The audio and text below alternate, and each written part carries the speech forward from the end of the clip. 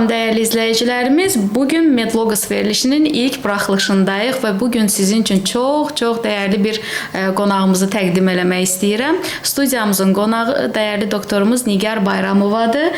Hansı ki bugünkü gün Azərbaycan Respublikası Tibb Universitetinin dosenti və eyni zamanda da Azərbaycan Pediatriya Cəmiyyətinin idarə heyətinin üzvü və Səhiyyə Nazirliyinin mütəxəssis eksperti kimi fəaliyyət göstərir və nəhayət bizim evimizin dəyərli həkimi qızımın həqiqətən də ən sevimli doktoru Nigar xanım. Necəsiz? Sağ olun Ayda xanım. Siz necəsiniz? Çox xoşdur bugün sizi burada görmək. Mən təşəkkür edirəm. Həqiqətən də bugün gəldiniz, vaxt ayırdınız. Çox sağ olun. Nə gözəl ki bizimləsiz. Təşəkkür edirəm. Mən istəyirəm bugün çox səmimi bir efir olsun. Çünki pediatriya ilə psixologiyanın kəsişməsində düşünürəm ki, ancaq və ancaq sevgi və səmimiyyət olacaq. Və bugün sizi yaxından tanımaq istəyirik. Düzdür, mən tanıyıram, düşünürəm. Amma izləyicilərimiz də biraz da daha yaxından tanısa, düşünürəm ki, çox xoş olacaq və sizin səmimiyyətə çox güvənirəm. Nigar xanım sadəcə özünü necə təqdim eləyərdi? Nigar xanım inkişafa açıq, həyatda harmoniyanı qoruyub çalışan, harmoniyanı qorumağa çalışan, balansda, işinin sevən, yəni işinin peşəkarı bir həkimdəyim. Və məncə həyatda ən önəmli rolumuz yox, sadəcə sənətimiz, peşəmizdən əlaqədar deyil, bir insan olaraq dürüst, intellektual əxlaqla inkişafa davam etmək. Mükəmməl. Təşəkkür edirəm. Bu qədər gözəl bir təqdimat. Sizi bu sahəyə gətirən motivasiya nə olub? Niyə məhz həkim və niyə məhz pediatr? Başlanğıcı bəlkə motivasiya deyildi, başlanğıcı bəlkə valideyn arzusuydu. Mən ziyalı ailəsində böyümüşəm. Ailəmizdə əksər peşə sahibləri həkimlərdir. Anamın arzusu olub. Yəni doğrusu ilk başda mən dedim ki, mən yazıçı olmaq istəyirəm. O deyir ki, sən yaxşı həkim ol, vətəninə xidmət elə. Sonra yaxşı işlərdən yazı da yazarsan. Allah da gözəl. Bununla başladı. Məncə doğru hiss edib. Məncə valideynlər hiss edə bilir. Bizi hansı peşədə daha faydalı ola bilərik. Yəni başlanğıcı bəlkə motivasiya deyildi, amma proses boyu motivasiyalarım çox oldu. Çox gözəl Nigar xanım. Hətta mənə elə gəlir ki, siz bir neçə il sonra arzunuzu da həyata keçirdib. Bugünə qədər müalicə etdiyiniz və həyatını xilas elədiyiniz uşaqların həyatı ilə bağlı çox gözəl hekayələr yaza bilərsiniz. Maraqlı hekayədir. Bəli. Çox gözəl və belə bir sual vermək istəyirəm. Düzdür, bu sual biraz həm psixoloji, həm də belə desək, xüsusi halları əks elətdirir. Heç həkim olduğunuz üçün ümumiyyətlə peşman olduğunuz bir an olubmu? Yox. Hansısa pasiyentə baxarkən, hansısa pasiyentlə söhbət eləyərkən və ya valideynləri ilə danışarkən? Təhsil illərində, o ixtisaslaşmada çətinliyimiz olan illərdə, belə deyim, məsələn, elə günlərimiz olub ki, həyat yoldaşım Əfqanistanda çalışmağa razılıq verib ki, biz oradan qazandığımız parayla başqa ölkələrdə ixtisaslaşmaya gedə bilək. Talih elə apardı ki, biz Türkiyə istəyirdik, Amerikaya yollar açıldı. Mən Harvard Universitetinə qədər gedə bildim, Boston Uşaq Xəstəxanasını gördüm. Arzum ölkədə inkişaf pediatriyasının önü açılsın. Mən sadəcə stetoskopu qoyub uşaqları müayinə edən bir doktor olmayım, amma onların zəkasını da dəyərləndirə bilim. Talih yol açdı. Yəni, amma peşman olmaqmı? Peşman olmaq hissləri bəzən o təhsilin çətinliyində gəlir. Bəzən doğrusu. Olur. Amma hər an onu fikirləşirdim. Acaba yanlış mı etdim, yazıcı mı olsaydım? Sonra qarşıma bir gün bir çox önəmli bir cümlə çıxdı. Dedi ki, yazıcılar yazdıqları gözəl əsərlərin, həkimlər isə insanlara bəxşlədiyi əlavə ömrün müəllifidir. Dedim, mən buradan davam etməliyim. Mükəmməl Nigar xanım. Bu sözü həqiqətən bir tarixə çevirmək lazımdır. Yeri gəlmişkən mən elə buradan da izləyicilərimizə demək istəyirəm. Mən sizin adınız harda çəkilir? Mən o sözü deyirəm ki, Nigar xanım mənim qızımın həyatını xilas eləmiş doktordur. Xatırlayırsınızsa elə həmin Amerikadan geri döndüyünüz gün çox ağır bir situasiyada o prosesi həyata keçirtmişdiniz. Rəsmi şəkildə təşəkkürümü bildirirəm. Mən təşəkkür edirəm. Hekayələrdən biri də budur. Mən təşəkkür edirəm. Bəli. Belə, uşaq həkimi ailənin gələcəyinə necə təsir edir Nigar xanım? Bax, nə ilə məşğuldur uşaq həkimi? Ailədə nə rol oynayır? Məncə kifayət qədər həm yaxşı mənada, həm də əgər nəyisə gözdən qaçırsaq, ciddi mənada bir məsuliyyətimiz var ailənin həyatında. Çünki biz uşağı müayinə edəndə ailə mərkəzli yanaşırıq. Yəni, o uşağın sağlıq problemini sadəcə sırf o uşağın orqanizminə bağlı qəbul edəmirik. Məsələn, mən sizə bu tərəfini deyim. Bizim bir insandan gözlədiyimiz bir neçə önəmli xüsusiyyət var. İş həyatında uğurlu olması, psixoloji və fiziki olaraq sağlam olması, akademik həyatında uğurlu olması, yüksək rifah səviyyəsinin olması. Bunların təməli 0-5 yaşda qoyulur və prefrontal korteksə və beynin bütüncül istifadəsinə bağlıdır. Uşaq həkimi 4 dəstəkləyici istiqamətə nəzər yetirərək, yəni ailə ilə birlikdə o uşağın tam inkişaf potensialına çatması, sağlamlığında yüksək rifaha çatmasında heç nəyi qaçırmadan, yəni onun 1 yaşa qədər dəmir ehtiyacı var, vitamin D ehtiyacı var, proteini, keyfiyyətli proteini hardan almalıdır, hansı yaşında inkişafını və davranışını dəyərlənməlidir. Bir də biz buna bəsləyici qayğı modeli deyirik. O uşağın təhlükəsizliyini, fiziki sağlamlığını, zəka, duyğu, davranış durumunu və qidalanmasını doğru təşkil edərək o uşağın gözəl bir təməlinin başlanğıcını qoya bilər. Mükəmməl. Həqiqətən o qədər gözəl izah elədiniz Nigar xanım. Bax, mənə çox maraqlıdır. Siz bir pediatr olaraq yeni doğulmuş övladını valideynlər sizə gətirir və ilk toxunan doktorlardan da birincilərdən siz olursunuz. Və sanki ona toxunduğunuz zaman, yanaşdığınız zaman, belə desək, müalicə prosesini başladığınız zaman, ümumiyyətlə inkişafına məşğul olduğunuz zaman özünüzü hansı obrazda görürsünüz? Nə hisslər keçirirsiniz? Oradakı hisslər daha çox bir insanın, yəni belə deyim, uşaq təbiətdəki, kainatdakı digər bütün canlıların övladından fərqli olaraq sosial bir küvözün içərisində olur və doğumdan dərhal sonra bizim əksər bacarıqlarımız infantildir. Hətta belə deyim, bəzən bu sual verilir, niyə biz uşaqlığımızda olan hadisələri xatırlamırıq? Özəlliklə də 3 yaşa qədər. Buna infantil amnezi deyirlər. Beyin bəzən bir yanlışımız olur, deyirik ki, uşaq ağ vərək kimi doğulur. Yox, heç bir uşaq ağ vərək kimi doğulmur. Amma bizim orada necə uyaran, yəni o şəfqətli qulluğu, o uşaqla davranışı necə etməyimizdən asılı olaraq bir uşaqda bir neyron 10 neyronla da bağlantı yarada bilər. Bəli. 10.000, 25.000 neyronla da bağlantı yarada bilər. Ona görə onu yeni doğmuş kimi mən qəbul edəndə ilk növbədə orada məsuliyyətimi anlayıram. Biz bu körpə üçün nəyi vaxtı qaçırmadan etməliyik. Məsələn, ailəyə sual verirəm, deyirəm, topuq testi olunub bu körpəyə. O deyir, yox, Nigar xanım, biz onu eləmədik. Deyirəm, sizə təklif eləmədilər. Deyir, təklif elədilər, mən fikirləşdim ki, əhəmiyyətli deyil, etmədim. Amma orada ailənin, məsələn, bunu etmədiyi halda biz nəyi görürük? O uşaq gəlir bizə 9 yaşında, ciddi zəka geriliyi var, davranış problemi var, uşaqda fenilketonuriya xəstəliyi diaqnozunu qoyuruq. Halbuki yeni doğulma dövründə topuq testini qaçırmasaydı, bu diaqnozu alıb, bu əqli geriliyin qarşısını biz qidanı dəyişərək ala bilərdik. Yəni, yeni doğulma dövründə maksimal məsuliyyətli yanaşmaya çalışıram. Məsələn, eşitmə testi olunmayıbsa bu bizim üçün sıxıntı olur. Yəni, ona görə bu dövr təməli düzgün qoymaq üçün diqqətli müayinə və doğru tövsiyəni verməyə çalışıram. O zaman doktor, doğru düzgün pediatr həmin uşağın normal inkişafının əsas sütunudur. Bəli. Bu sütunda əhəmiyyətli insanlardan biridir, deyə bilərik. Niyə görə? Çünki valideyndən də daha çox pediatr görə bilir.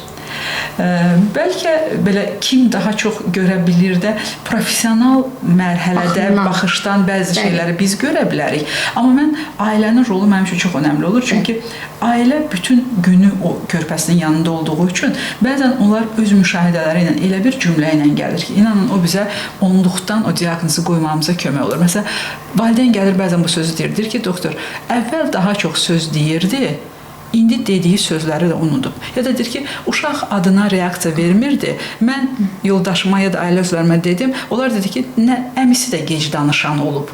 Amma ananın həyəcanı heç vaxt səbəbsiz olmur. Mən çalışıram ki, məsələn, o həyəcanın üstündən orada diqqətini çəkən bir məqam olubsa, oradan davam edək. Əla. Siz müayinələr zamanı o daxilinizdəki balaca, kiçik yaşlı Nigarı da ortaya çıxardırsınızmı? Kiçik yaşlarının nə qədər kiçik yaşına enə bilirəm, çox əmin deyiləm. Bu çox maraqlıdır. Biraz 6 yaş üzəri və özəlliklə də məktəb yaşı, bəli, onu yaşayıram. Çünki indi valideynlərimizin bəzən qurduğu belə bir cümlə olur. Deyir ki, mən heç vaxt anam kimi ana olmayacağam. Bəli. Mən deyirəm ki, bunu deyən analara bugün ekran açıldı. Deyir, niyə? Deyirəm, sizin övladlarınız rəqəmsal dünyanın ilk vətəndaşlarıdır. Bəli. Bizim valideynlərimizin belə bir təcrübəsi yox idi. Məsələn, onlar bizə verə bilmir ki, bu uşaqlarla biz indi necə rəftar edək. Ona görə biz artıq istədiyimiz kimi bir valideyn ola bilərik. Bir də işin bir başqa yönü, məsələn, bu sözü deyirik ki, çalış filan kəsə oxşa. Burada çox başarılı ola bilərik. Çünki uşaqlar uşaqlardan çox böyükləri təqlid edirlər. Amma burada bir şey var. Mən bir şeyi deyirəm, başqa bir şey edirəmsə, orada uğurum çox yüksək olmaz. Uşaqlar eşitdiklərinə yox, gördüklərinə əməl edirlər. Mükəmməl, çox gözəl. Demək, o uşaq Nigarla da müəyyən vaxtdan bir görüşürsünüz. Nə gözəl. İndi gəlin sadəcə sizdən bir qısa bir yoxlama testi eləyək. Düşünün ki, indi hal-hazırda olduğumuz otaqda bir neçə Nigar otağımıza daxil olur. Onlardan biri uşaq Nigardır, biri yeniyetmə Nigar, biri isə yaşlı Nigar, biri isə indiki Nigar. Düşünün ki, 4'ü də önümüzdədir və 4'ü də qarşımızdadır. İstəyirsiniz, baxa da bilərsiniz hətta. Məncə bir 4'üne də baxın. Sizin yanınızdakı uşaq Nigardır. Uşaq Nigar, yeniyetmə Nigar, indiki yaşınızda olan Nigar və ən sonda da yaşlı Nigar. Hansından daha çox təkbətək qalıb söhbət eləmək istəyirsiniz?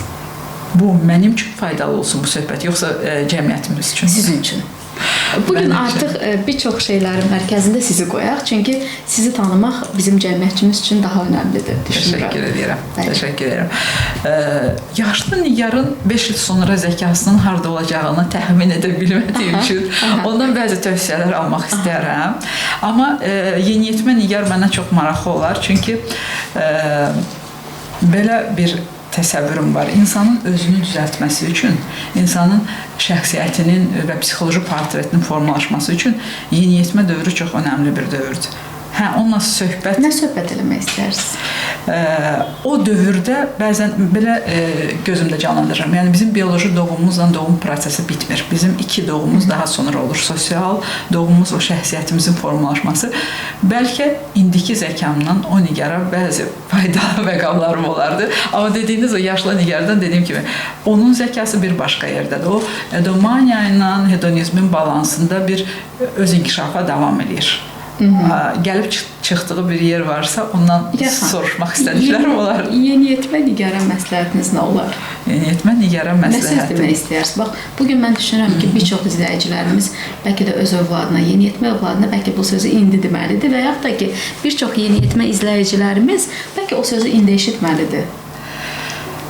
Bu bizim mən yeniyetməyəmsə, məsələn, bunu fikirləşərdim. Mən Nigar xanımam, o yeniyetməyə bəli, o Nigar yeniyetməyə məsləhətinizi verəcəksiniz. Sənin indiki inkişafın psixoloji, sosial, əxlaq inkişafı təbii bunun qaçınılmaz parçasıdır və həm də fiziki, endokrin bir inkişafa da malikdir. Əsas 3 istiqamət var. Məsələn, bu 3 istiqaməti paralel aparmağa çalışır. Bəzən burada istiraf çəkdiyimiz məqam olur. Məsələn, ailə də bunu bilmədən fiziki inkişafa önəm veririk. Məsələn, kilosunun boyunu istədiyimiz həddə gəlib çatsın. Fiziki sağlamlığında bir sıxıntı olmasın. Amma psixoloji məqamları gözdən kənarda qalır və öz inkişafı üçün burada ayıracağımız hissələr var. Bu sadəcə o deyil ki, məsələn, mən əmin olum ki, mənim yeniyetmə övladım dərslərində uğurlu olsun, filan universiteti qazansın. Bu bizim üçün yetərli. Bəs onun sedanter həyat tərzi bu yeniyetmələr arasında piyələnmə 9 dəfə çoxalıb və bunun gətirdiyi kardiovaskulyar risklər, bunun gətirdiyi endokrin problemlər, işin bir başqa yönü canımızı daha da çox sıxan rəqəmsal dünyanın yeniyetmələri olduqları üçün və mən bugün biz narahat idik, məsələn, baby boomerlərdən biz narahat idik Z nəsli uşaqlarından. İndi 2011 sonrası doğulan uşaqlardan danışırıq.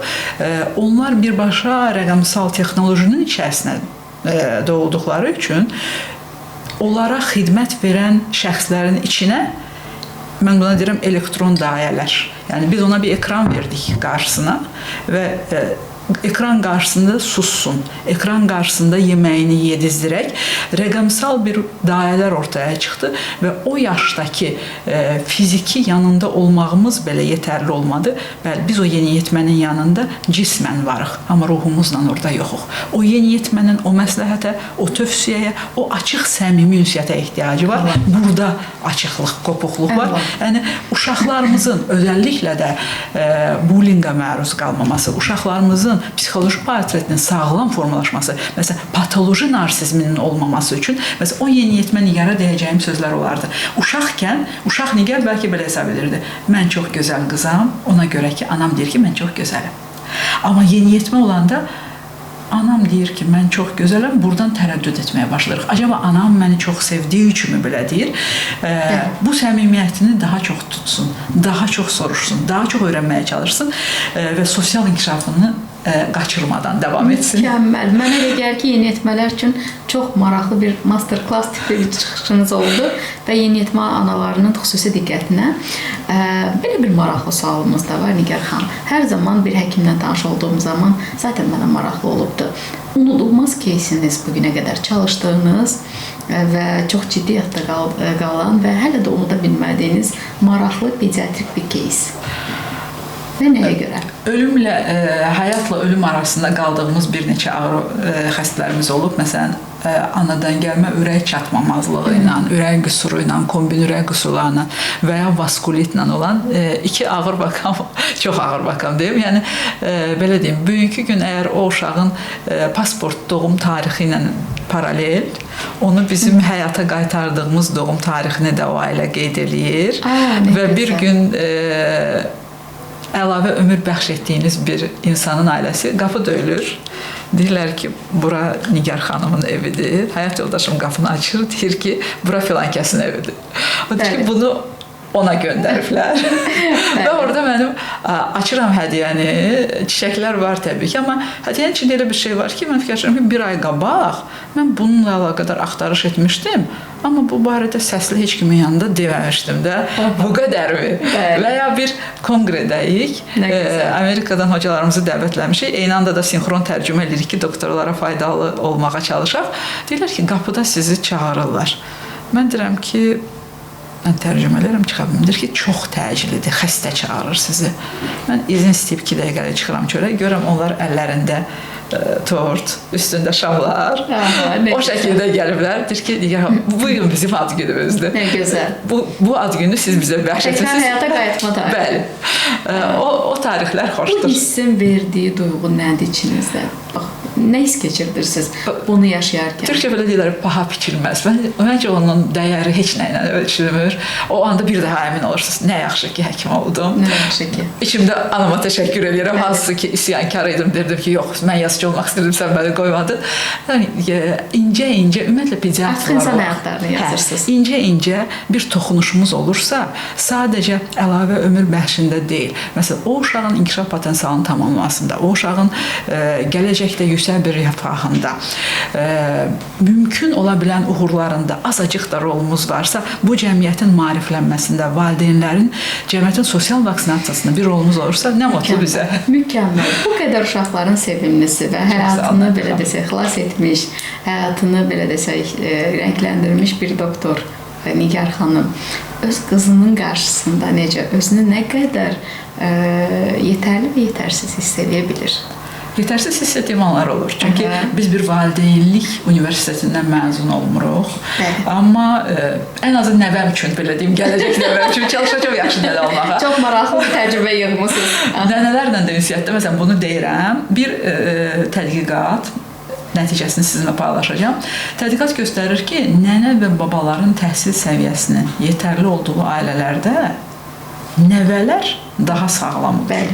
Və bugün biz bilmədən valideynliyin o incəliklərini bilmədən valideyn oluruq və övladımızla paralel böyüyürük. Və burada nə dərəcədə o sürəti yakalaya bilirik? Təbii ki, xətalarımız olmuşdur. Onu yəqin qızıma sormaq lazım. Amma çalışdığım qədərilə, məsələn, mən ona demirəm ki, mən sənin padruqanam, anana hər şeyi danışa bilərsən. Onun çox dostları olacaq, rəfiqələri olacaq. Amma onun bir anası olacaq. Mən onun bugün ehtiyacı olan anası olmağa çalışıram. Nə gözəl.